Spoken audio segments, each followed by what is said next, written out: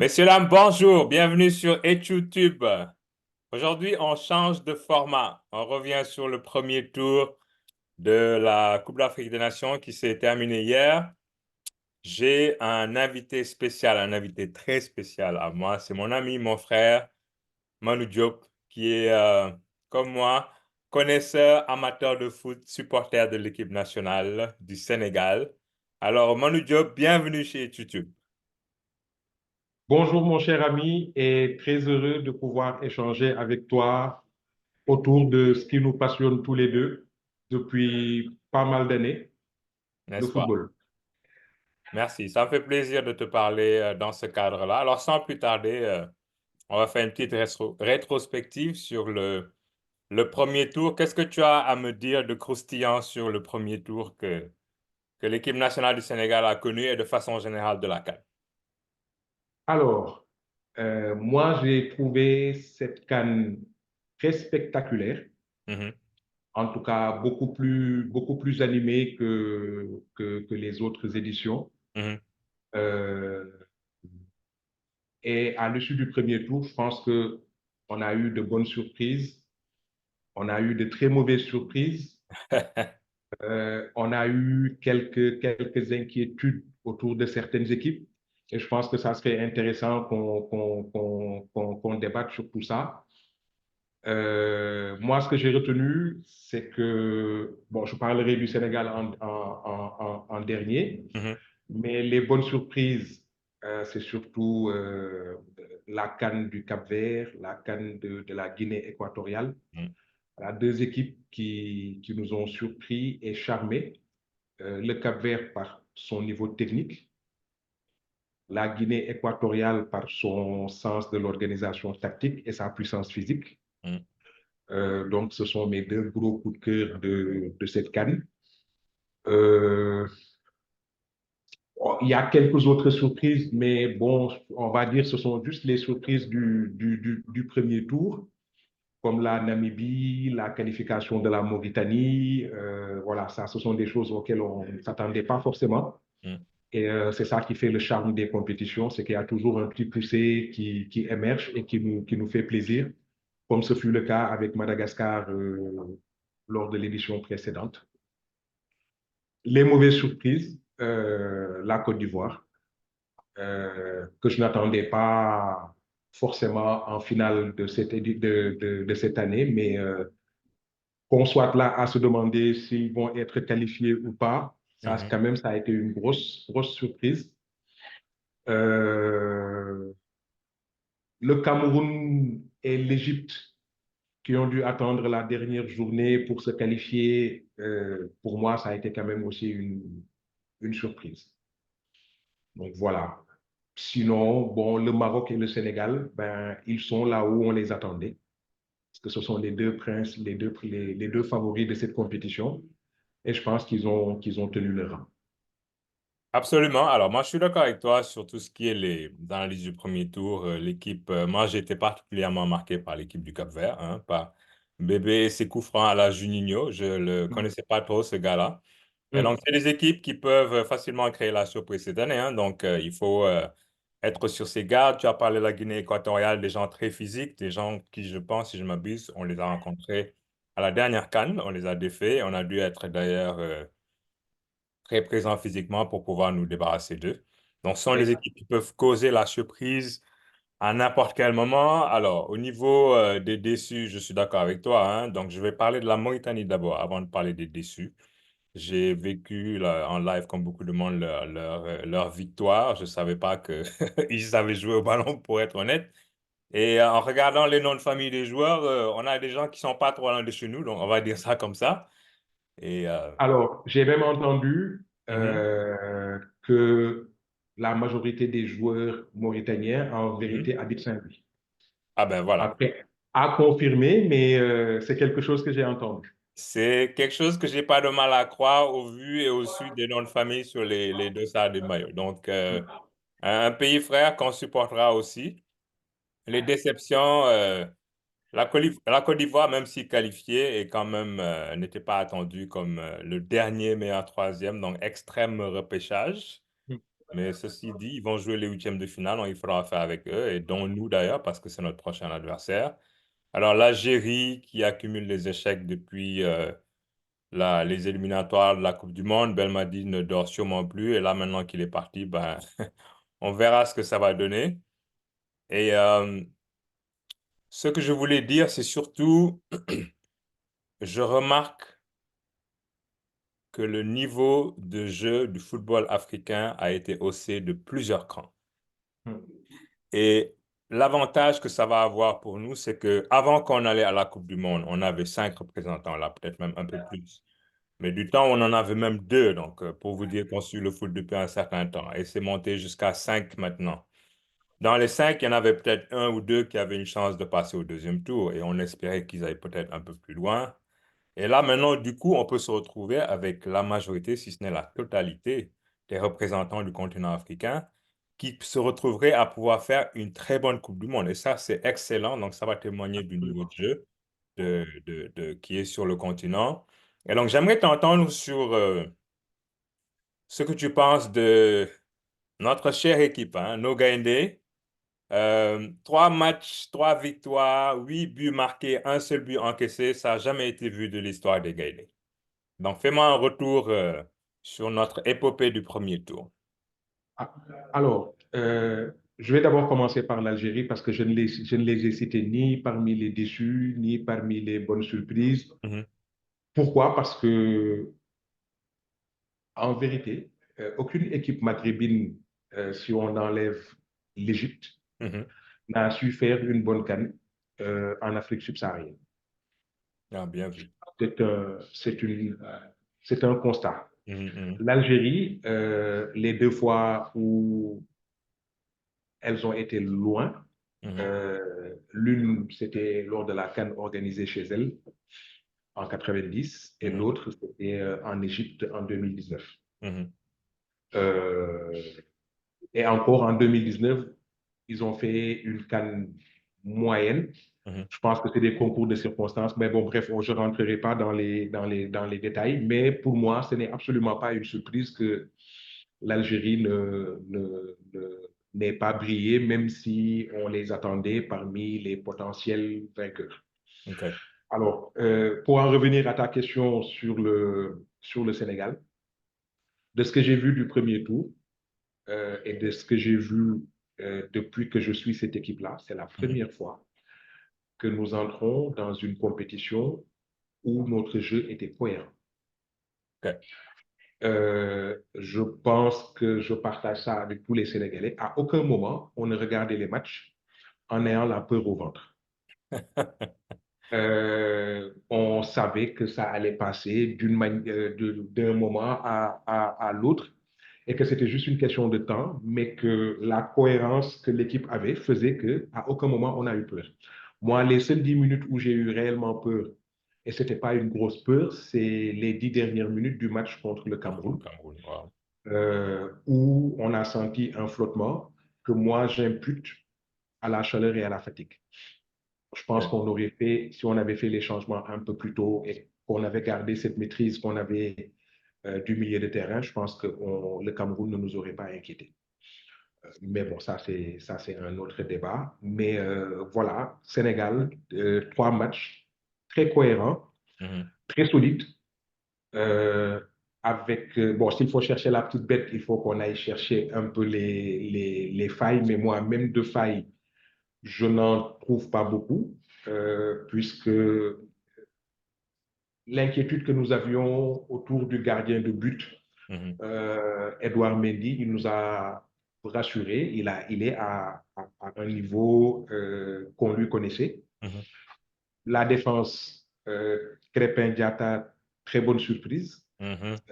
Je pense que depuis fort longtemps, on n'a pas eu un latéral qui occupe aussi bien son espace, aussi bien Non, dans les moments de défense que mhm, dans les moments de transition et d'attaque. absolument. Absolument. Jacobs, beaucoup de déchets en phase offensive, mais très présent en phase défensive, Mhm, qui est quand même son rôle premier.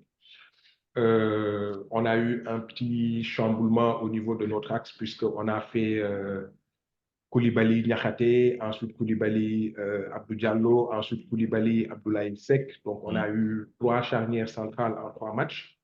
Mais grosso modo, ça a tenu les trois matchs, quoi. Quelques flottements de Koulibaly, mais Laquelle est la meilleure, les charnières centrales, selon toi?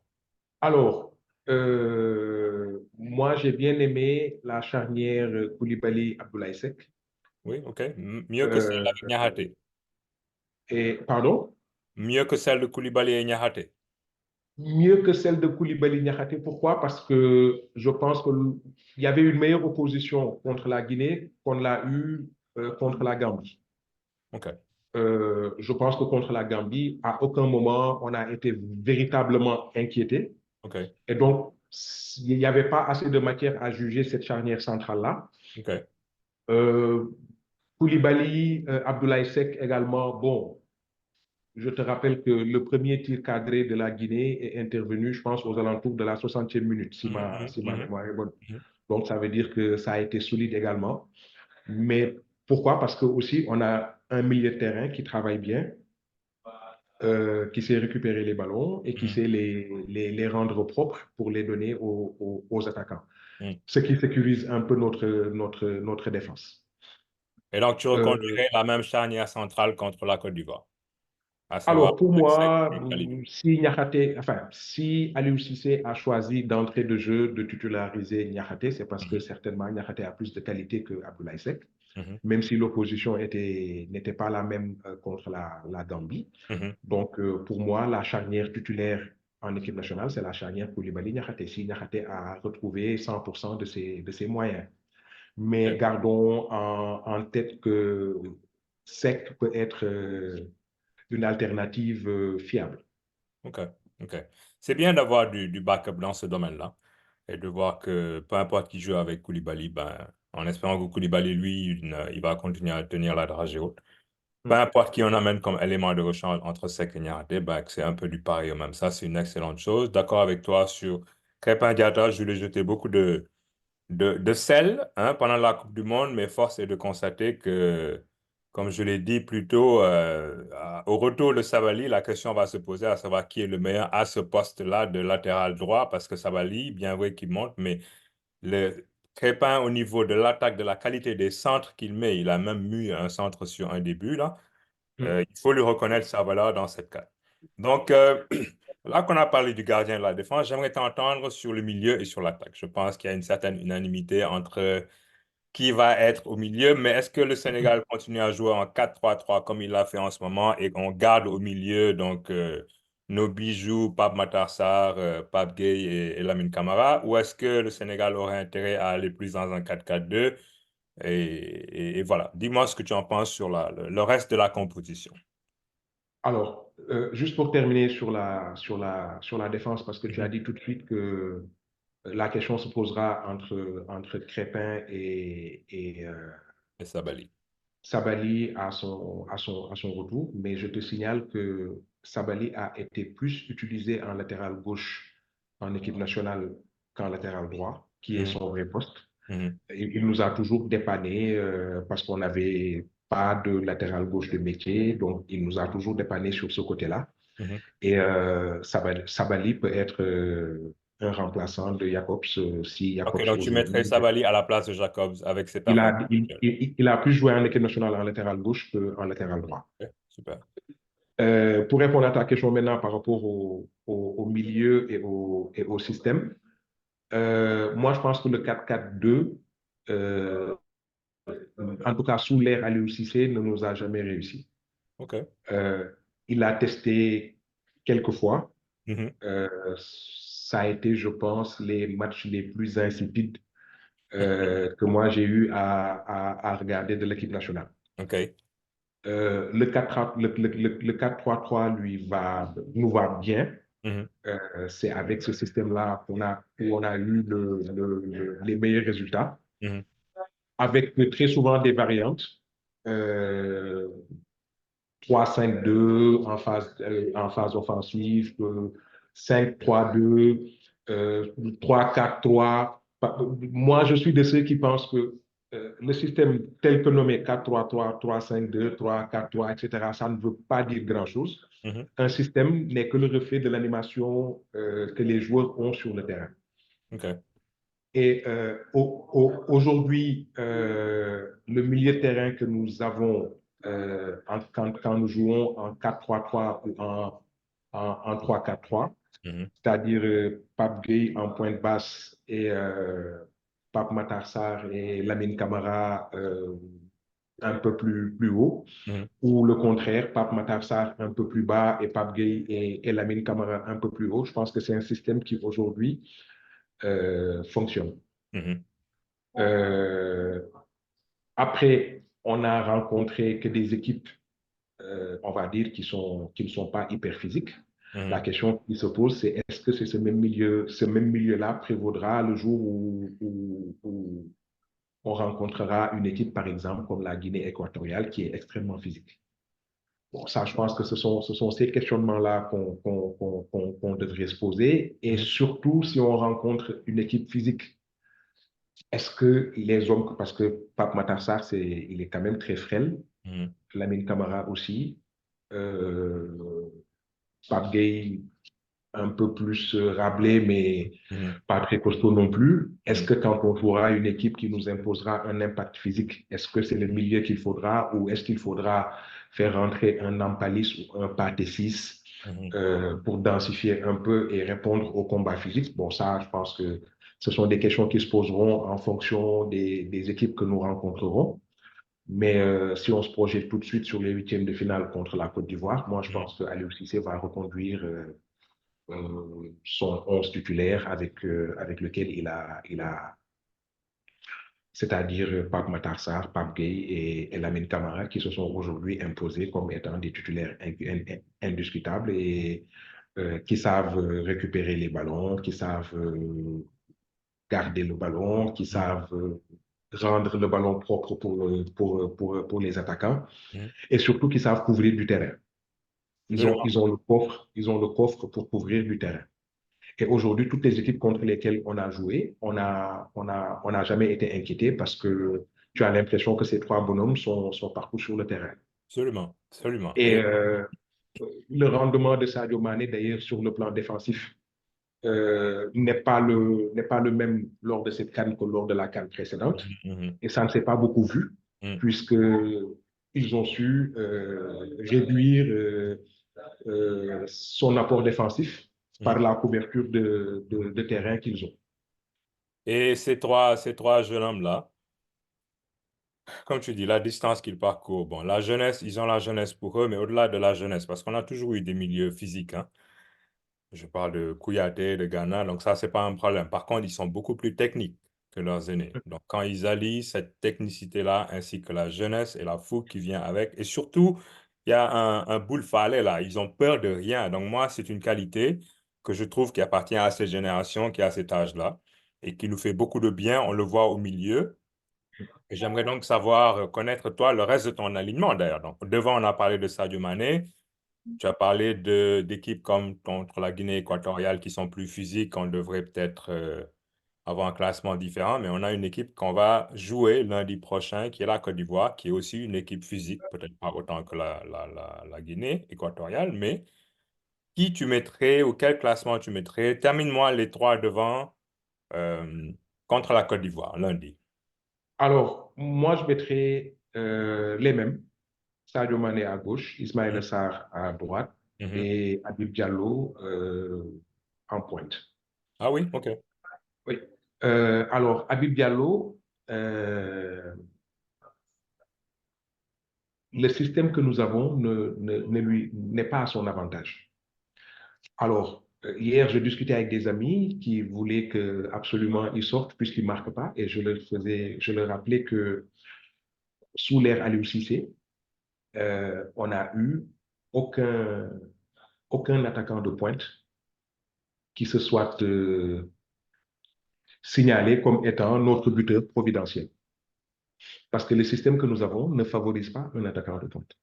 Je veux rajouter là-dessus que Boulaye Dia nous a qualifiés contre l'Égypte, hein. Il a marqué à 4e minute. Et Boulaye aurait-il été en santé, je pense qu'il serait au milieu et beaucoup plus en place qu'Habib Diallo. Qu'est-ce que tu en penses? Absolument. Mais je ne pense pas qu'il aurait fait mieux que Habib Diallo parce qu'en vérité, l'utilisation que Aliou Cissé fait de Boulaye et de Habib Diallo est la même en fait.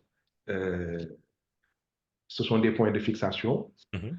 ce sont les premiers défenseurs et puis ils permettent aux autres de pouvoir se projeter parce OK. qu'ils mobilisent quand même au moins deux défenseurs.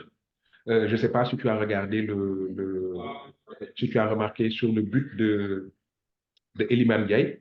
Mhm. Quand on a récupéré le ballon et qu'on a commencé à se projeter, tous les joueurs sénégalais sont partis à gauche. Mhm. Et tous les joueurs guinéens les ont suivis à gauche. Mhm.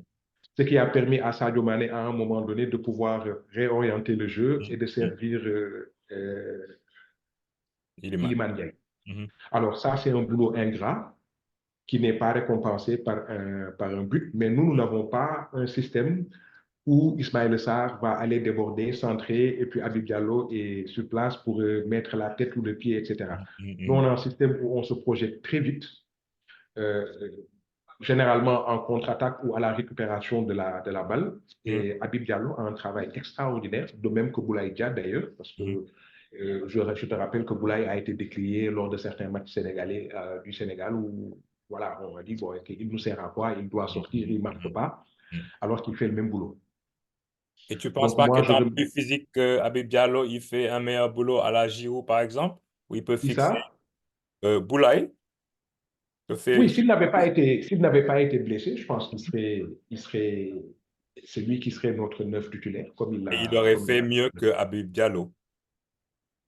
Il aurait pu faire mieux ou au moins autant. OK, OK, on est d'accord, on est d'accord. Super. Euh, Tu as parlé de mon chouchou là, il faut qu'on parle de lui, Iliman Ndiaye. Tu le vois où dans ce dispositif-là? Alors, moi, Eliman, je ne le vois pas comme un titulaire de l'équipe. Mhm. Moi, je le vois plutôt comme quelqu'un que tu ferais rentrer à la 60e minute Mhm. en lui laissant une bonne demi-heure Mhm. pour montrer sa classe. OK. Et d'ailleurs, je pense tous les matchs qu'il a joué avec l'équipe nationale où il est rentré en cours de jeu, Mhm. il a été décisif ou presque décisif. En tout cas, il a apporté sa fraîcheur et il a pesé sur le match.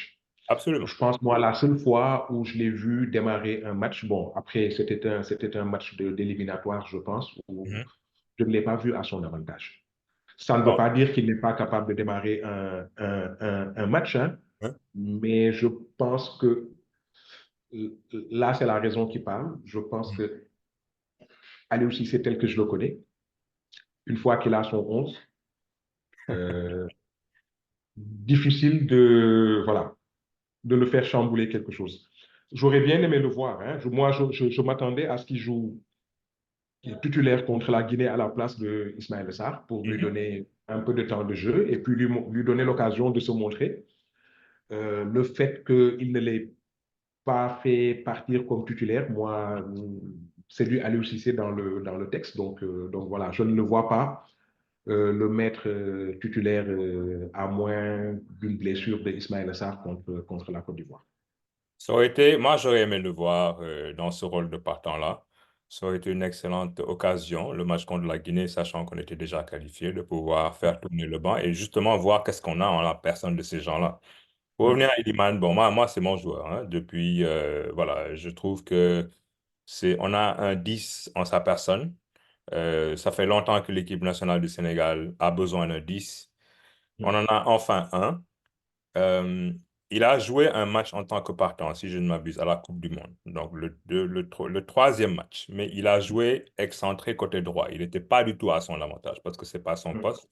Ce qui a fait qu'il était meilleur joueur de la première chip à Sheffield, c'est son rôle de meneur de jeu et qu'il puisse déstabiliser une défense parce que chaque fois qu'il est rentré en cours de jeu, comme tu l'as dit, il a été décisif. Il a provoqué quelque chose. Maintenant, moi, ma crainte, Si on joue contre une équipe qui se découvre, on va bien performer. Si on joue contre un bloc bas, donc une équipe qui défend, est-ce qu'on a assez de gens qui peuvent faire la différence pour défaire ce bloc-là? Et c'est dans ce cadre-là que je trouve qu'Iliman pourrait être intéressant parce qu'il défait ce bloc-là. Une équipe qui défend, il peut créer dans des petits espaces la brèche pour qu'il puisse y avoir quelque chose. Maintenant, selon l'adversaire contre lequel on va jouer, sa présence ou non peut s'imposer ou non. Ça, je suis d'accord. Mais de façon générale, euh, je pense que j'aurais aimé le voir à l'œuvre pendant toute une période ou tout un match contre la Guinée, par exemple. Ce n'est pas le cas. Donc là, maintenant, revenons à l'adversaire qu'on va devoir affronter. Euh, un adversaire qui nous est très bien connu.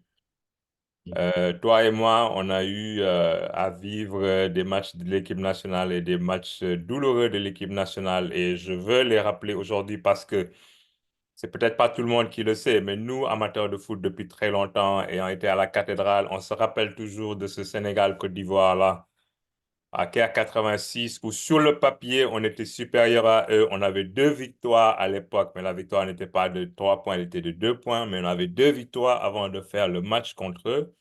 Il nous suffisait d'un nul ou d'une victoire pour passer. Et on connaît tous la conclusion de ce match-là. Et on perd par 1 but à 0. La faute à on ne sait plus qui.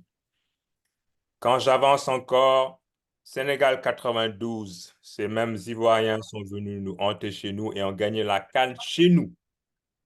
Ça, c'est l'ultime affront, ça, après Caire 86. Donc, je trouve que ce match-là est l'occasion de laver tous ces affronts-là en même temps. Et je trouve qu'un Sénégal qui a survolé le premier tour aurait pu tomber sur une autre équipe que la Côte d'Ivoire, blessée dans son honneur, qui joue à domicile. Et c'est un match piège. C'est un match piège. Il va falloir faire hyper gaffe contre eux. Alors, je vais rajouter à tes mauvais souvenirs que Uh-huh, si on n'a pas été à la Coupe du Monde 2014, uh-huh. c'est parce qu'on a été éliminé par la Côte d'Ivoire. Wow, OK. Et Je d'ailleurs, ne me rappelle pas. la seule fois où le stade de Léopold Sédar Senghor a été envahi et le match interrompu et le Sénégal suspendu, OK, ça, je ne me rappelle pas. c'est Didier Drogba et ses camarades qui sont venus nous humilier ici.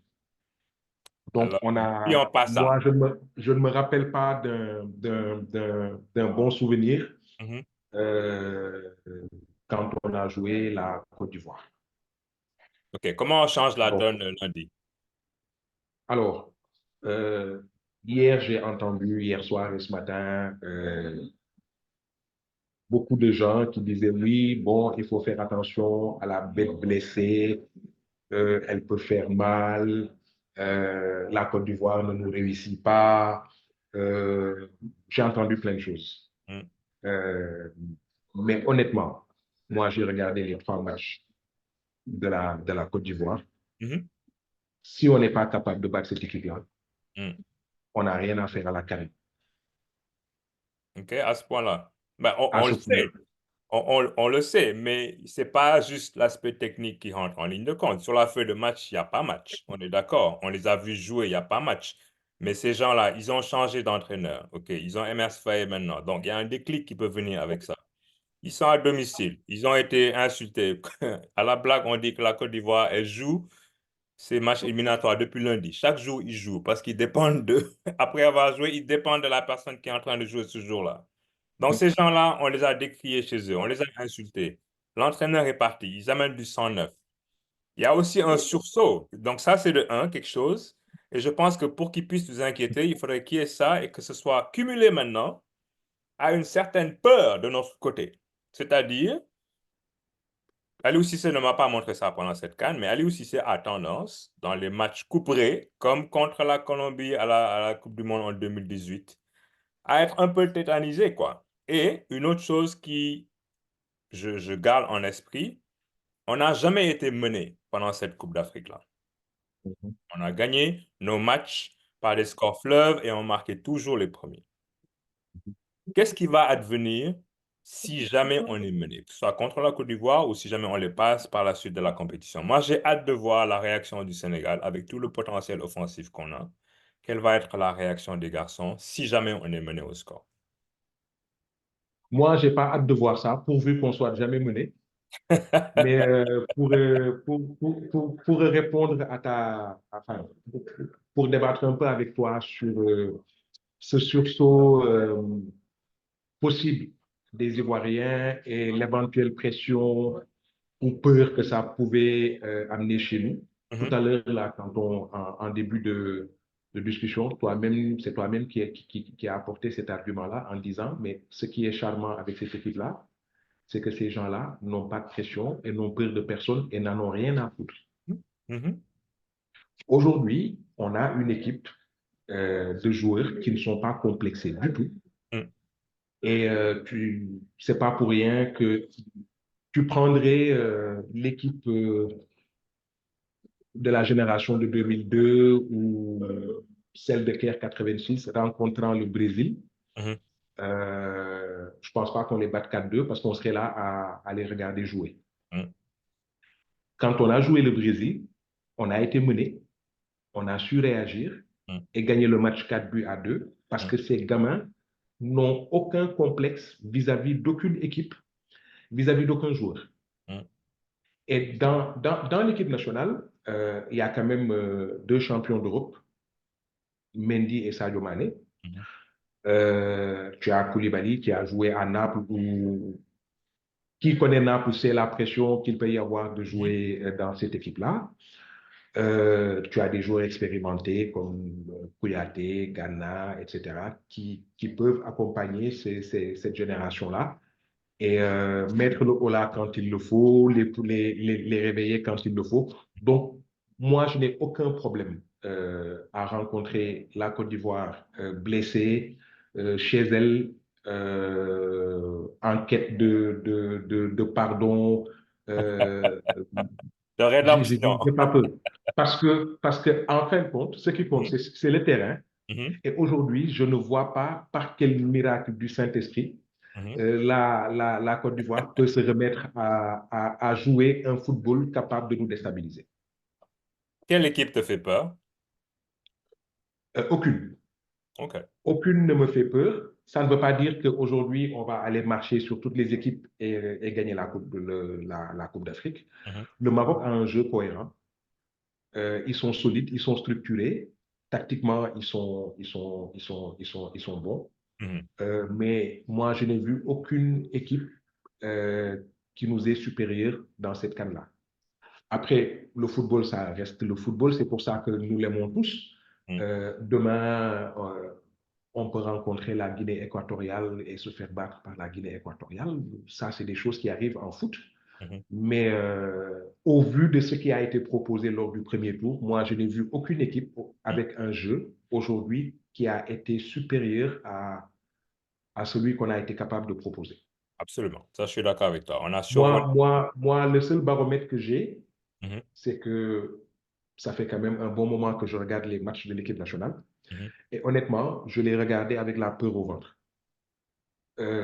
C'est la première édition de Cannes où j'étais devant ma télé à regarder la télé en étant sûr que on va gagner. Wow. Bon, c'était pas la même qualité d'équipe qu'on Mhm, aura lors des phases finales, mhm. mais de ce que j'ai vu également, il n'y a aucune équipe aujourd'hui qui a proposé quelque chose où je pourrais me dire, ah tiens, eux là, ils peuvent nous causer problème. Le Maroc, ça sera du 50-50. Je pense même que ça sera du 55-45. Absolument. Euh, Maintenant, il faut que nous, on réponde présent Mhm, et qu'on continue à faire ce qu'on sait faire et ce qu'on fait de bien. mhm. Après, on n'est pas à l'abri d'un accident, d'un mauvais jour ou de tout ce que tu veux, mais si on joue comme on doit jouer et comme on sait jouer, je ne vois pas ce qui pourrait nous empêcher de gagner cette canne. Et tu vois, je vais dire quelque chose qui va peut-être étonner les gens parce que moi, quand je me lâche là devant ma caméra et que je dis, bon, on est là, on joue pas à notre potentiel et tout, il y en a qui me disent, mais il faut savoir ce que tu veux. OK? On a gagné la Coupe d'Afrique. C'était pas beau, mais on a gagné. Maintenant, est-ce que tu veux gagner ou est-ce que tu veux le beau jeu et ainsi de suite? Le Sénégal a montré pendant cette CAN-là ce dont il est capable. Et aujourd'hui, moi, je peux te dire, Manu, que je le souhaite pas, hein. Mais même si on sort de la compétition, je serai heureux du volume de jeu et de ce qu'on a montré à l'Afrique et au monde. Et c'est ça que je recherche, moi. Les gens me disent, ouais, mais des fois, tu vas bien jouer, tu vas pas gagner. Mais on a déjà gagné. On a gagné il y a 2 ans. So, check. Ça, c'est déjà fait. Maintenant, ce qu'on veut montrer, c'est ce que le Sénégal, ce dont le Sénégal est capable. Ce qui fait que le Sénégal, aujourd'hui, règne sur le continent. C'est une politique de jeunesse qui date d'il y a un certain temps, qui commence à porter ses fruits. Maintenant, ceux qui suivent le foot depuis longtemps ne sont pas surpris. Et il y a des victoires à la clé. Donc, il y a une certaine validation. Si je fais une comparaison rapide, ça rappelle un peu l'Espagne d'il y a quelques années où il régnait sur le toit Euro, Coupe du Monde Euro. Donc, on peut faire la même chose. Et je souhaite qu'on continue loin et qu'on gagne cette CAN. Mais même si on ne la gagne pas, parce qu'on a vécu des désillusions à la CAN, mais c'était toujours un but d'écart, un truc de malchance. On n'a jamais été humilié, je touche du bois, comme les Ivoiriens ici. Donc, Absolument. on n'a jamais été dominé dans le jeu. Tu vois, on sort, Caire 86, c'est un coup de hasard. On perd, Sénégal 92, c'est un coup franc de 35 mètres de Kaloucha Boualia sur Chersek. Donc, on sort jamais humilié, quoi. On sort, et c'est là-bas peut-être que les regrets étaient à l'époque. Mais on a quelque chose, une assise aujourd'hui qui montre qu'on est capable d'aller chercher maintenant le beau jeu qui vient avec la victoire. Et donc, je souhaite qu'on puisse allier cette fois-ci le beau jeu et la victoire et qu'on puisse répéter comme champion d'Afrique parce qu'on l'a montré lors du premier tour. On est la meilleure équipe africaine du moment. Et il y a juste un coup de chance, et je dirais même pas ça, peut-être crispé par l'enjeu. Et ces jeunes-là dont on parle, je pense pas que ça va être le cas. Et je vois juste ça qui peut être au travers de notre chemin, mais sinon, je vois pas d'autres obstacles pour que nous répétions notre titre de champion d'Afrique. Mais tu vois, c'est ce dont tu parles, c'est le problème que la plupart des Sénégalais euh, ont avec Aliou Cissé. Mhm. C'est que nous, dans nos gènes, on aime le beau jeu. Euh, et donc, euh, nous, c'est pas, peu importe le résultat, gagnons. Non, non, nous, on veut gagner Mhm. avec la manière. Absolument. Ça, depuis que je suis le foot dans les années 80 jusqu'à maintenant, le Sénégalais, il est comme ça, il aime le beau jeu. Mhm. D'ailleurs, le Sénégalais supporte les équipes qui font du beau jeu. Exactement. Le Brésil, Barcelone, voilà, nous, on Liverpool, aime ouais. ça. Mhm. Euh, et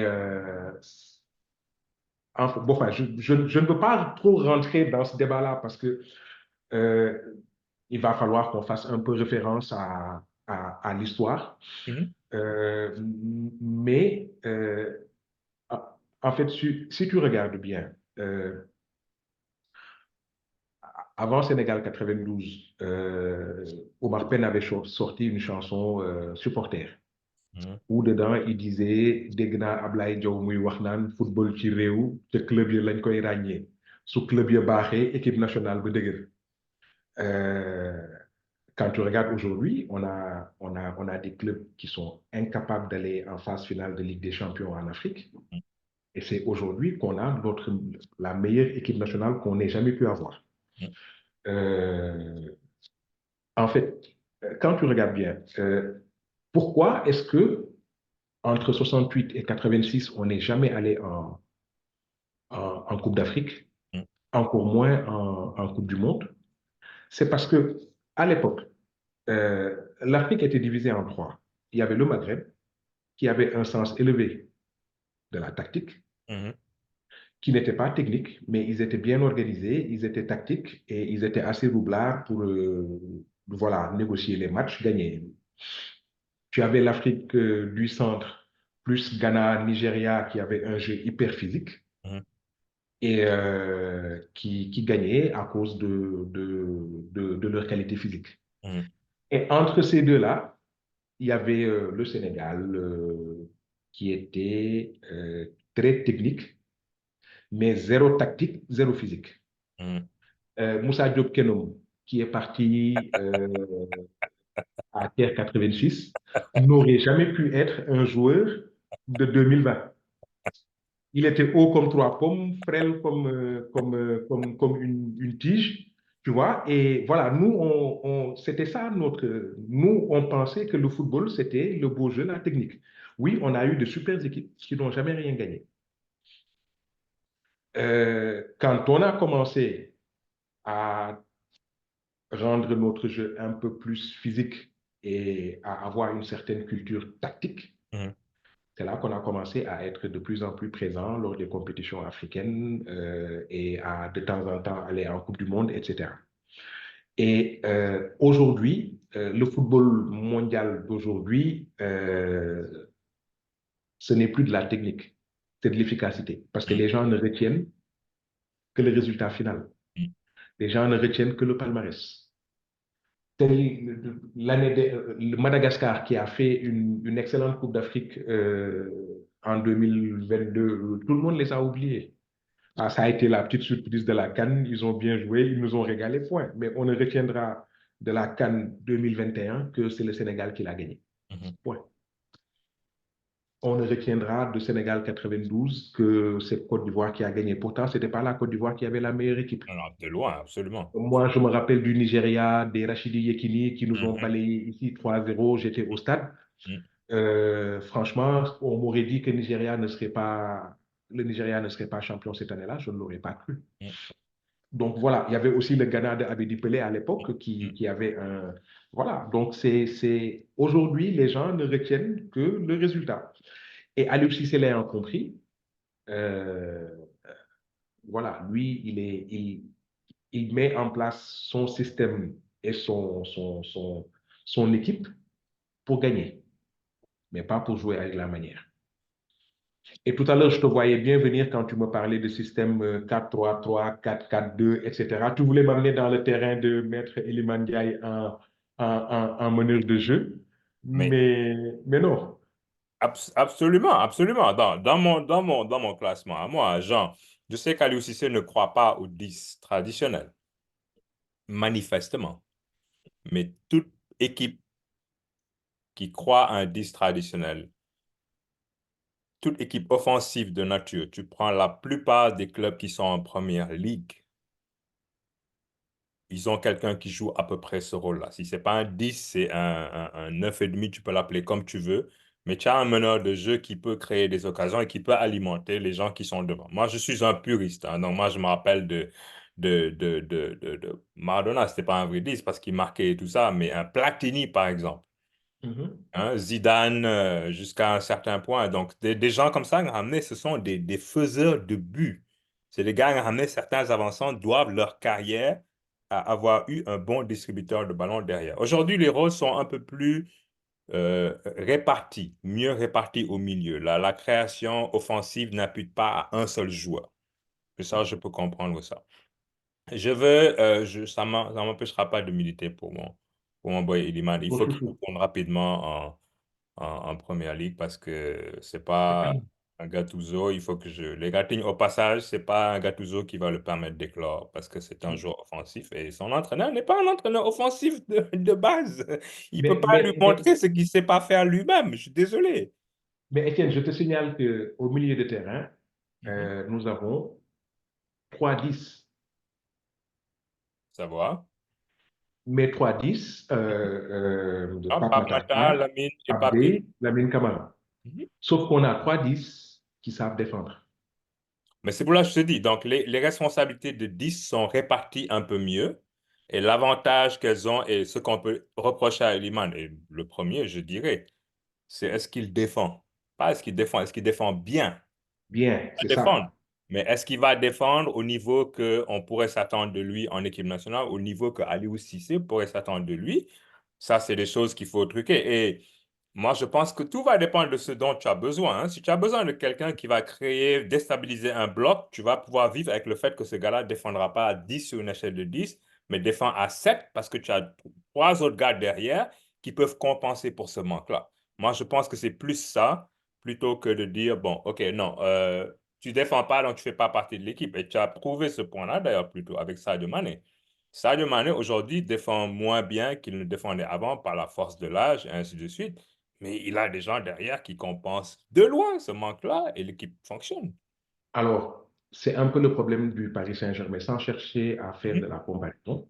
mhm, Paris a longtemps souffert mhm, de ces stars qui ne défendaient pas mhm. et que le travail des milieux de terrain devait compenser. Mhm, mhm, Il n'y a plus ça dans le foot.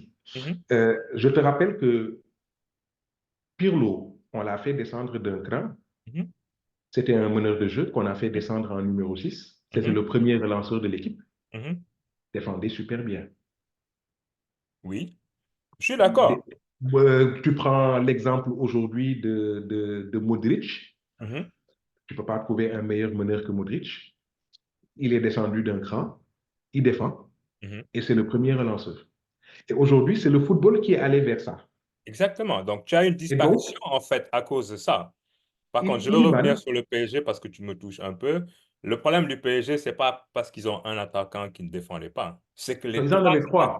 Oui, ne défendaient pas. Et donc ça oui. se compense pas facilement au milieu de terrain. Quand c'est juste une personne, that's fine.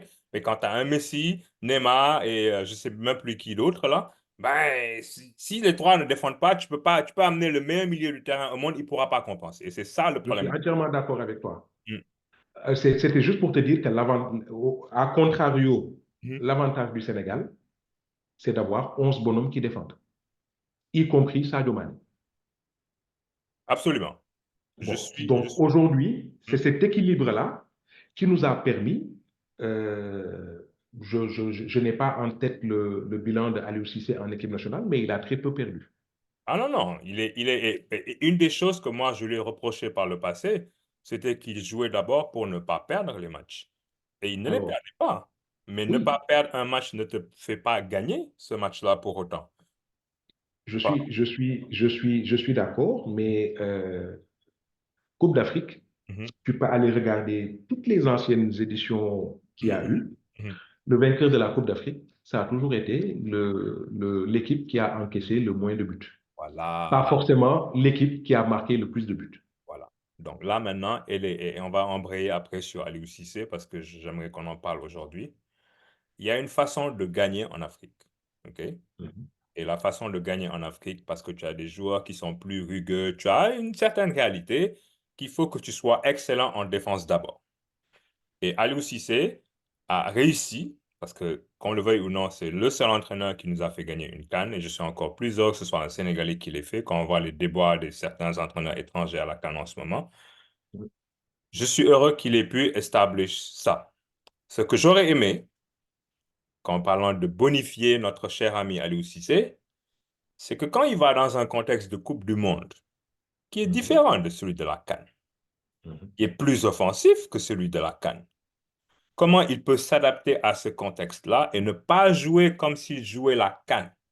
Et ça, si on l'avait intégré un peu plus tôt, on aurait battu la Hollande, selon moi, à la Coupe du Monde 2022. Parce que ces Hollandais-là, ils étaient prenables, mais on a joué le match Oui, pour ne pas le perdre. Et on le oui. perd sur un truc on pense qu'il ne va pas arriver et d'où qui se trouve sur un truc et hop, les gars nous mènent. Mais les Hollandais eux-mêmes, ils avaient peur, tu regardes pendant le match. Si on avait été un peu plus offensif contre la Hollande, Mhm. on aurait pu également prendre une valise. Parce que Mhm. ce sont des personnes, Non, ce sont je des, suis ah, pas, non, je suis pas d'accord. si. En fait, je ne suis même pas en train de militer pour que Aliou Cissé défende à outrance Mhm. ou privilégie la défense par rapport à l'attaque. Moi, mon propos, c'était de trouver une équipe équilibrée. OK. Il faut que l'équipe soit équilibrée. Mhm. Et pour que l'équipe soit équilibrée, ben, il faut que tout le monde défende Mhm. et il faut que tout le monde attaque. Il faut que le bloc se déplace Mhm. de manière homogène. Moi, j'aime, Voilà, oui. qu'il n'y ait pas de cassure entre les lignes, que ça soit un peu resserré, etc. Et ça, Aliou a réussi à l'inculquer Mhm. à cette équipe nationale-là. Et c'est ça qui fait notre force aujourd'hui. Et c'est son empreinte, hein, je lui reconnais. Aliou Cissé a amené cet aspect défensif-là parce qu'il jouait comme ça. S'il y a Oui. quelqu'un qui connaît ça, c'est bien lui. C'était un 6 quand il a joué au PSG, je ne sais plus où. Ben, il fait jouer l'équipe nationale à son image. Maintenant, est-ce qu'il y a moyen? Moi, voilà, je suis pas un Après 6. moi, je suis un amoureux du beau jeu comme tout le monde. Mhm. Mais à un moment donné, il faut être réaliste, quoi. Parce Mhm, que nous, le beau jeu ne nous a jamais rien fait gagner, hein. Rien. Depuis euh, aujourd'hui, sur le plan juste qualité technique, quand mhm, tu compares cette génération-là aux générations précédentes, mhm. mais moi, je trouve que les générations précédentes étaient beaucoup plus techniques que celle-ci. On peut dire ça, oui. Celle de Caire 86, Omar Gueysen, c'était l'élégance personnifiée. D'accord. Euh, Christophe Sagna, n'en parlons même pas. Moussa Diop, Kenom, Amadou Diop, Boy Bandi, etc. Youm, Lai Voilà. Diallo, tous ces gens-là, on est d'accord. Par Même contre, ceux qui ne sont pas partis. à la Mhm. différence, moi, je trouve que l'équipe aujourd'hui, au Caire, on avait une équipe type très technique complète, mais sur le banc, tu n'avais pas autant de gens compétents qu'aujourd'hui. Moi, je pense qu'aujourd'hui, on a de quoi afficher deux équipes types qui ne Oui. dérougiraient pas à la CAN. Et c'est ça la richesse de l'effectif. Tu as ces boys-là qui se bousculent pour venir jouer en équipe nationale. Et Mhm. ça n'existait pas avant. Parce que moi, peut-être que toi, tu pourrais, mais je ne pense pas que parmi ceux qui vont nous écouter, beaucoup d'entre eux pourraient nous dire qui était sur le banc à 86. On va te dire ceux qui étaient sur les partants et tout. Mais c'était qui Mhm. les 11 autres qui étaient sur le banc? Mais c'est pour vous dire que ces gens-là, c'était pas, voilà, c'était pas le top top. Donc, Bon. tu avais un excellent truc de départ et en bas, ben, ils étaient un cran en dessous. Alors que J'en maintenant, ai, j'en ai vas-y. peut-être oublié certains, mais Toi, tu le saurais. Ibrahima Diakhaby, je pense, était sur le banc.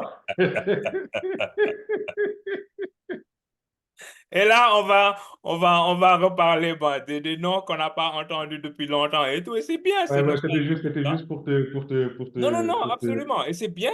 Mais le point demeure, selon moi en tout cas, qu'aujourd'hui, ben, on a un effectif tellement riche qu'il faut en profiter. On peut le faire tourner au besoin, on peut faire tout ce qu'on veut. Et que si on est exigeant, comme moi, si je le suis avec Aliou Cissé, c'est à cause de la richesse de l'effectif.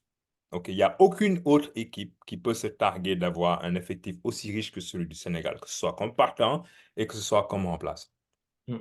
Et donc, avec ça, tu dois faire un bon résultat en CAN et aussi un meilleur résultat qu'on ne l'a fait en Coupe du Monde. Et j'espère que la Coupe du Monde prochaine, qu'on va y participer déjà, parce que c'est pas trop loin de chez nous, donc on pourra aller, voilà. Et on attend des gens comme vous, comme visiteurs d'ailleurs.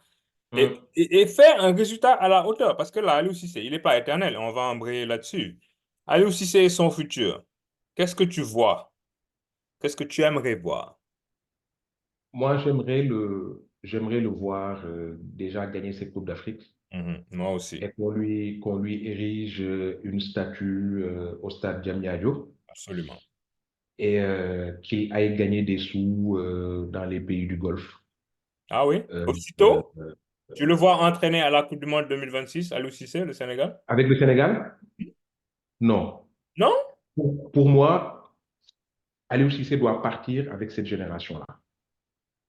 OK. C'est sa génération. Parce qu'il ne faut pas oublier que Aliou Cissé était sur le banc avec Karim Ségue Diouf. Je cherchais le nom depuis, Mhm, je viens de l'avoir. Était sur le banc du Sénégal olympique lors des JO de Londres, mhm, avec ces gamins-là.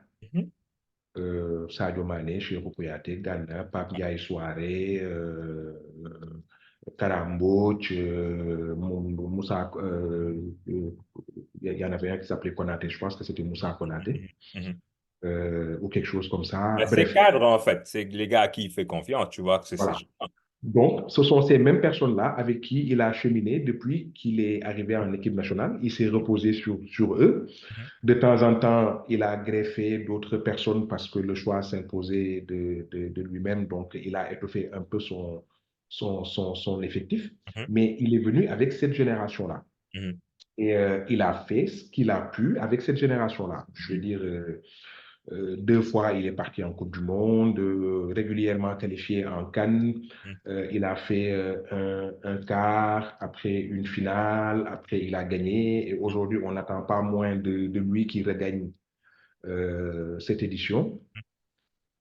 Après, il faut qu'il parte avec cette génération-là, parce que cette génération n'est pas éternelle. Je ne suis pas sûr qu'il sera question de Ghana, Kouyaté lors de la prochaine Coupe du Monde. absolument. Je Et il pense que n'arrive c'est pas à s'en défaire, d'ailleurs, à cause de ça. Donc, ça. Mhm, Donc, aujourd'hui, pour moi, il a fait tout un cycle. je ne parle pas de pour moi, qu'il gagne ou qu'il perde, Mhm. il faut à un moment donné qu'il s'arrête OK. et qu'il y ait un regard neuf sur cette équipe nationale-là et que quelqu'un d'autre arrive et que cette personne puisse construire avec déjà l'existant Mhm. en y apportant un autre regard. Tu sais, toi et moi, on sait que si Aliou Cissé gagne la CAN, si c'est pas lui qui démissionne, on le mettra pas dehors. Je suis d'accord avec toi. Donc, si Aliou Cissé gagne la CAN et qu'il ne démissionne pas, c'est lui qui va entraîner l'équipe à la Coupe du Monde. Et moi, ça me dérangerait pas. Moi, je milite pas, je l'ai dit avant, je vais le répéter aujourd'hui, je milite pas pour un départ d'Aliou Cissé. On voit les équipes africaines autour de nous qui ont eu des entraîneurs étrangers, et ce sont elles qui se plaignent d'être éliminées ou d'avoir eu un jeu moribond par rapport à ce qu'elles espéraient. Donc, je suis très heureux que l'entraîneur qui nous ait fait gagner notre première CAN soit un entraîneur sénégalais. L'époque est finie des sorciers blancs là qui ont payé des millions et qui nous faisaient aller en Coupe du Monde en Coupe d'Afrique pour apprendre, hein. Tu te rappelles de ça là? On est là pour Mhm, apprendre. mhm. Aliou Cissé a réussi cette coche-là. Donc s'il reste, qu'on lui donne la truc et qu'il se bonifie, selon moi, va chercher quelqu'un d'un peu plus offensif parce qu'on ne gagne pas la Coupe du Monde avec, tu me feras mentir en me disant, ouais, mais les trucs, comment ils s'appellent, les Espagnols, ils ont gagné. Pas les Espagnols, les Italiens, ils ont gagné en 2006 avec la défense et tout ça. OK, fine. Mais de façon générale, tu gagnes pas juste en bétonnant, bétonnant derrière. À un moment donné, il faut que tu marques. Tu vas pas juste au penalty, puis tu gagnes aux séries de penalty, à moins que. Maintenant, si Aliou Cissé, lui, s'en va, qui pour le remplacer? Alors, je pense quand on choisissait Aliou Cissé pour être le sélectionneur de l'équipe nationale, Mhm. on n'avait aucune garantie sur lui. Non? Il n'avait jamais entraîné aucun club. Il était Mhm. manager général de Casasport. Mhm. Il n'en était pas l'entraîneur. Mhm. Euh, D'ailleurs, en, en- lors des Jeux olympiques de Londres, c'était pas lui l'entraîneur en chef, c'était l'adjoint de Karim Segedouf. Donc, on a fait un pari sur lui Mhm. qui s'avère aujourd'hui être un pari gagnant. Mhm. Mais on ne s'est pas basé sur son expérience ou sur quoi que ce soit pour le nommer entraîneur de l'équipe nationale. Aujourd'hui, on a une expertise locale Mhm. qui peut prendre la relève de Aliou. Mhm. Je pense notamment à tous ces entraîneurs-là qui ont conduit les équipes jeunes lors de la CHAN, de la CAN U20 et Mhm. celle de U17, c'est ça? Mhm. Donc, il y a enfin, deux noms comme ça, je pense que c'était Serine Saliou Dia, c'était Malik Daf et Pape Thiaw. Mhm. Je pense que parmi ces gens-là, je pense qu'on peut en choisir un Mhm. et prendre un d'entre eux comme adjoint Mhm. et qu'ils prennent la relève de Aliou Cissé. Sachant que les générations qui viennent là, ben, ce sont ces gens-là qui aujourd'hui sont en U17 ou U20 ou U23 qui peuvent venir et qui viendront de toute façon venir se greffer à cet effectif qu'on a actuellement après le départ de certains cadres. Si je Je te pense dis, notamment à Amara Diouf et d'autres pépites que nous avons en bas qui sont en train de taper à la porte de cette équipe nationale. absolument, absolument. Si je te dis Habib Beye, Omar Daf, qu'est-ce que tu me dis? Euh, Pas forcément contre eux, mais pas forcément pour eux au détriment de cette expertise locale. Et pourquoi ce serait pas... Qu'est-ce qu'ils n'ont pas? À part le fait, bon, qu'ils sont pas, ils ont pas éclos en même temps que l'ossature dont tu parles avec les chaînes et tout ça. Donc, il y a déjà ce lien-là que d'autres ont, que eux, ils n'ont pas. Mais sur un plan purement technique, on voit ce que Daf, par exemple, fait comme travail à Sochaux, qu'il a fait même bien avant ça. Sa personnalité, sa nature, son rapport avec les joueurs. C'est pas quelqu'un qui crie, donc très taille et tout ça. Qu'est-ce qui ferait qu'il pourrait pas réussir dans une mission comme ça? Mais rien, Omar Daf, entre Omar Daf et Habib Bey, je préfère Omar Daf. Ok. Je mets Omar Daf dans le même lot que Pape Thiaw ou Serigne Saliou Dia Mhm. ou Malik Daf. La Mhm. seule chose que je ne veux pas, c'est que Euh, Omar Daf a entraîné à Sochaux, Mhm. donc on devrait le mettre au-dessus de Pape Thiaw ou Non, de non, non, non, Serigne ça, on est Saliou d'accord. Diao, voilà. Mais dans ce quatuor-là, moi, je n'ai aucun problème à ce que l'un d'entre eux soit choisi pour prendre la relève de Aliou Cissé. Mhm. Parce que ce qu'il faut comprendre, c'est que entraîner en Afrique est quand même particulier. Ah, c'est ce Et que... Jean-Louis Gasset l'aura appris à ses dépens. Oui. C'est pas la même chose. Il faut connaître. Si un Hervé Renard a réussi à pouvoir entraîner en Afrique, Mhm. au Cameroun, en tant Mhm. qu'adjoint de Leroy, ou Zambie, Côte Mhm. d'Ivoire, Maroc, etc., c'est parce que c'est quelqu'un qui connaît l'Afrique Mhm. et qui intègre les réalités africaines. Euh, c'est quelqu'un qui a toujours su protéger son équipe. C'est quelqu'un qui a toujours su attirer les projecteurs sur lui et qu'on fiche la paix à ses joueurs. Mhm. Et c'est pas la même façon d'entraîner. Et donc aujourd'hui, il faut connaître et Habib n'a pas ça, par exemple. Il est déjà venu en sélection, c'est vrai, mais il n'a pas vécu ici pour savoir ce que c'est qu'entraîner en Afrique. Et pour ça, je pense que Omar Daf ou les autres entraîneurs locaux là, ils ont une longueur d'avance sur lui, même si j'aime bien ce qu'il fait au Red Oh, Star. d'accord. Moi, tu vois, on a parlé d'Hervé Renard et je suis heureux que son nom ne soit pas ressorti dans le haut de la liste parce que je sais que c'est quelqu'un qui meurt d'envie d'entraîner le Sénégal, hein. Mm, Et mm. le feeling n'est pas réciproque. Et, Oui. euh, Ça et l'a été, hein, un moment. oui, oui, il a flirté un peu. Et bon, mais heureusement qu'on n'est pas allé dans cette direction-là. On a tenu bon. Et bon, s'il est à la Coupe d'Afrique, c'est pas par hasard, hein. Il est entraîneur des Bleus E, US. Oui, Et oui. il est quand même là. Ça veut dire qu'il cherche l'opportunité pour pouvoir se greffer à quelque chose de bien. Parce que je suis sûr que si on lui donne une bonne équipe, il va pouvoir faire quelque chose. Il a fait quelque chose avec des équipes qui n'étaient pas super extraordinaires, là. Par Mm, contre, je te rejoins dans un point. Et quand tu dis entraîner en Afrique, c'est compliqué. Et moi, je rajouterais entraîner au Sénégal, c'est encore plus compliqué. mm, Alors, tu as une stabilité qui est là depuis que Augustin Senghor est là au niveau de la fédération, mais il n'en demeure pas moins qu'au Sénégal, tu as 18 millions de coachs. C'est moi le premier, on est là, on râlerait. mm, Et il faut quelqu'un qui a la tête assez dure pour pouvoir faire fi de tout ça. Parce que sinon, mm. ben, tu vas changer tout le temps, tu vas pas imprimer ton propre rythme à toi, ta propre Oui, patte à toi. oui. Donc, j'espère qu'Aliou Cissé reste jusqu'à la Coupe du Monde et là-bas, il fera sa passation de témoin. Si on doit donner ça à quelqu'un d'autre, qu'on le donne à Omar Daf ou qu'on le donne à Pape Thiaw, qu'on voit beaucoup d'ailleurs, on se demande même est-ce que c'est pas une façon de faire la passation de pouvoir. Mais d'ailleurs, je pense qu'il est dans le staff de l'équipe nationale, hein, lors de Exactement, cette finale. exactement. Et c'est lui, on le voit beaucoup, donc je sais pas si on essaie de nous préparer. Un nom que j'ai entendu par le passé, c'est Youssouf Dabo. Donc, on a cherché des gens qui ont brillé soit par le passé, en club, ou, bon, en club, c'est plus difficile maintenant parce que tu en as parlé un peu plus tôt en début d'émission. On règne sur le toit de l'Afrique sans régner sur le toit de l'Afrique en termes de club. Parce Mm, que nos joueurs sont des joueurs qui sont à l'étranger pour la plupart, sinon la totalité. Donc, Aliou mm, Cissé a réussi à faire cette osmose-là entre des joueurs qui n'ont pas. Tu parles de l'Espagne qui gagne, c'était des joueurs de Barcelone et du Real. Et après, deux ou trois ici par là. Nous, on n'a pas ça. Nous, on faut aller chercher L'Égypte. des gens qui ne jouent pas ensemble la plupart de l'année et il faut que la mayonnaise prenne. Aliou Cissé, il faut lui reconnaître au moins, parmi les choses qu'il a truc, ça. Et Mm, nous le lui reconnaissons en espérant qu'il va rester un peu plus longtemps et qu'on amène. Je vais lancer une idée saugrenue comme ça, là.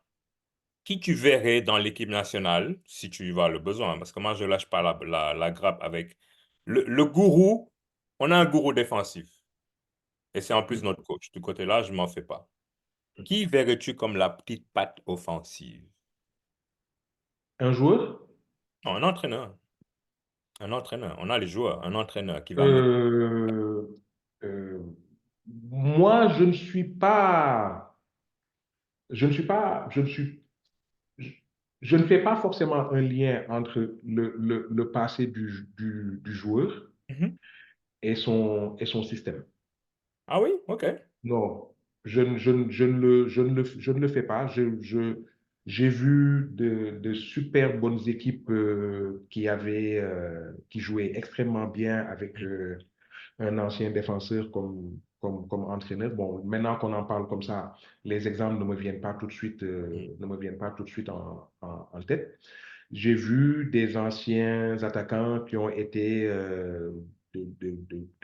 les pires entraîneurs que j'ai pu voir jouer. Ça, Moi, par j'ai ma contre, théorie dessus. Moi, Mhm. j'ai ma théorie sur les anciens attaquants qui ont été de piètres entraîneurs. Je vais prendre Platini, par exemple. Platini, c'est un Oui, bon exemple. Maradona aussi. oui. C'est des joueurs qui avaient le talent naturellement. Ils ne l'ont pas appris. Donc, c'est dur, selon moi, c'est ma théorie. C'est dur d'apprendre à quelque chose, à quelqu'un, quelque chose qui, toi, t'es inné.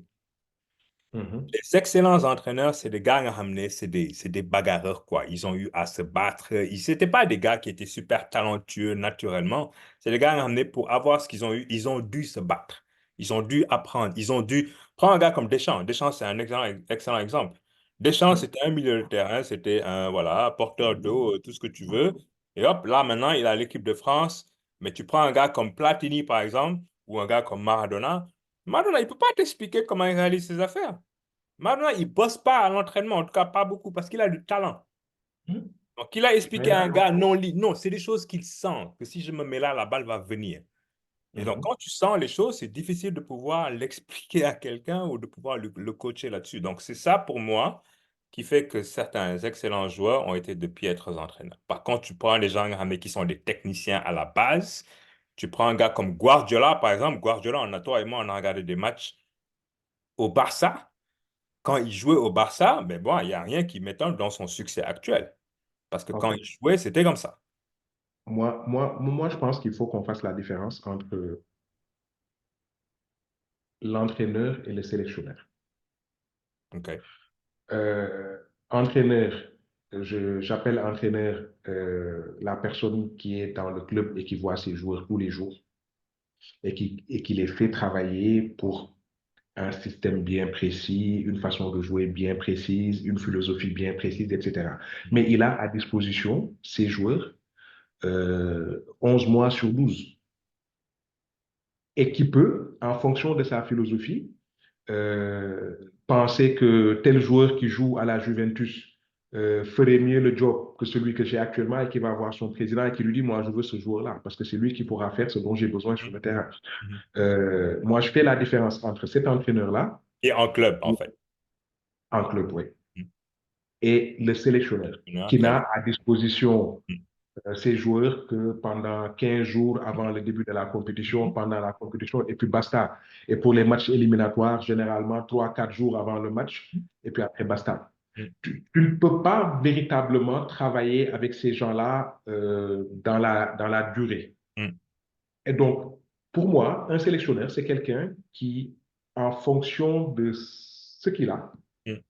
va essayer de créer une osmose, quoi, sans chercher à, bon, moi, ma philosophie, c'est ça, bon, donc il faut que je vous apprenne à faire ça. Mhm. Tu n'as Mhm. pas le temps.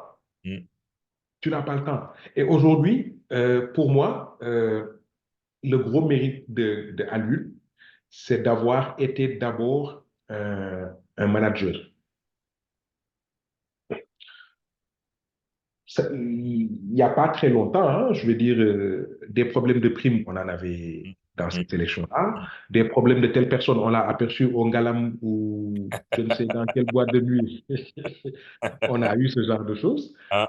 Telle personne a fait le mur la veille d'un match, Mhm. etc. Ça, ce Mhm. sont des choses qu'on a connues il n'y a pas très longtemps. Absolument. Et depuis qu'Aliou Cissé est arrivé, tu n'as plus jamais entendu parler de ces choses-là. Absolument. Il a su, et je pense même quand il est arrivé, il est allé voir tous les jours et il leur a fait signer un engagement. Je pense, si ma mémoire est bonne, une sorte de code de conduite qu'il fallait avoir en équipe nationale. Mhm. Et à chaque fois qu'un joueur s'est écarté de ce code de conduite-là, Karambou, il a été écarté pour ces raisons-là. Et malgré toutes les excuses qu'il a pu avoir après, le Mhm. mec, il n'a plus jamais parlé de lui alors que c'était son chouchou. Mhm. Mhm. Bouna Sarr, là, il a juste fait un tweet. Depuis lors, personne ne l'a plus jamais revu en équipe nationale. Mhm. Donc voilà, il a su garder ce cap-là, faire adhérer les gens qui étaient avec lui Mhm. à sa philosophie et à ce en quoi il croyait. mettre en place un code de conduite et en disant aux gens, bon, qui que vous soyez, euh, si vous sortez de ça là, moi, je vous écarte. Mhm. Et même, il est même allé plus loin. Je veux dire, Kalidou Koulibaly aujourd'hui, c'est quand même quelqu'un, c'est un cadre de l'équipe nationale, c'est notre capitaine. Mhm. Quand il a voulu aller en Arabie Saoudite, il a quand même demandé à Aliou Cissé ce qu'il en pensait avant de prendre sa décision. Mhm. Parce qu'à l'époque, la décision, c'était si vous allez jouer dans les pays du Golfe là, jamais vous ne reviendrez ici. Ah, effectivement. C'est-à-dire que, voilà, Khalidou Koulibaly est allé voir le coach en lui disant, bon, moi j'ai un bon contrat ici, est-ce que si je vais être sélectionnable? Mhm. Alors qu'il était quand même à Chelsea, quoi. Donc, il a su amener cet état d'esprit-là dans cette équipe nationale-là. Il a su manager ces gens-là et les mettre au même pied d'égalité, que tu sois champion d'Europe ou joueur de Ligue 2. Voilà, c'était un traitement équitable avec tout le monde. Et après, il a ses joueurs 3, 4 jours avant les matchs ou 15 jours avant les compètes. Moi, je pense qu'il s'est pas trop mal débrouillé pour, Je suis d'accord. Je et suis il a d'accord. sorti des résultats qu'il vient de sortir. Et je ne pense pas que le fait qu'il soit résolument défensif Mhm. soit lié à son passé de défenseur. Moi, Non? Ok. personnellement, je ne le crois pas. Ok. Je pense qu'il connaît l'Afrique, Mhm. il connaît les réalités africaines. Mhm. Il sait que nous sommes un peuple qui avons quand même besoin de palmarès parce que nous n'en avions pas jusque-là. Mhm.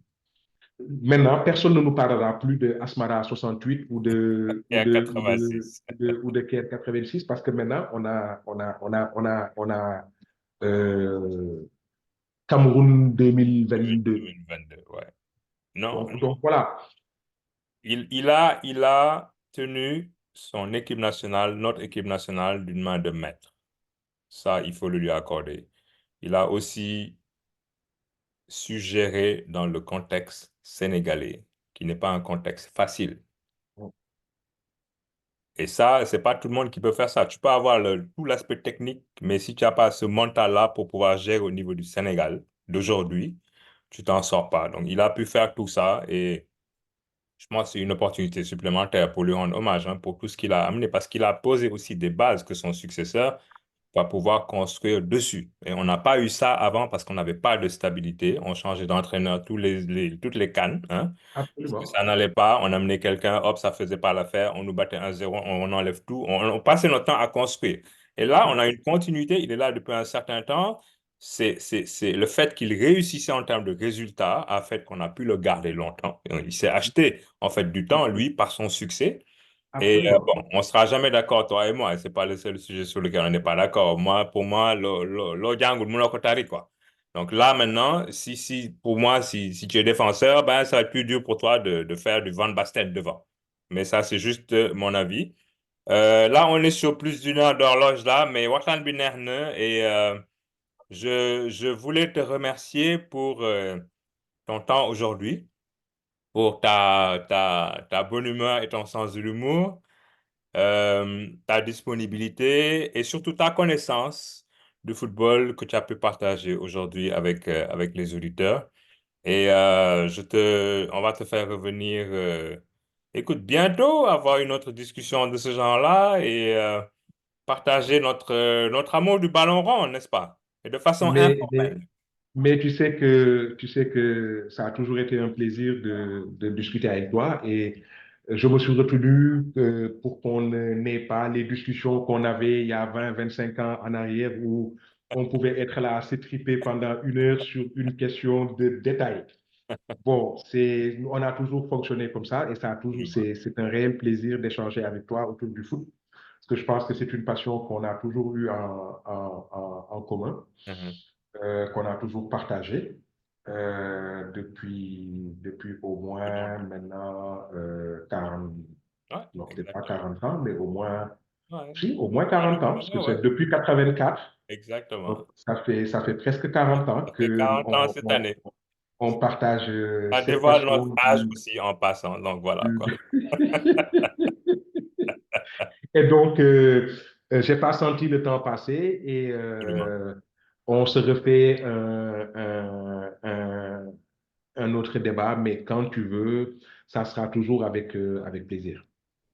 Merci beaucoup. Je vais conclure en remerciant mes sponsors. Donc, si vous avez aimé le débat, euh, réagissez dans les commentaires. On en fera d'autres. On invitera d'autres personnes dans Manu. Et abonnez-vous à la chaîne si ça vous plaît. Partagez la vidéo s'il vous plaît. Et à nous revoir bientôt. Et en tant que champion d'Afrique, n'est-ce pas? Merci. Merci beaucoup de m'avoir invité. Merci beaucoup. Non, je t'en prie. Merci beaucoup. Allez, au revoir. À bientôt. Au revoir.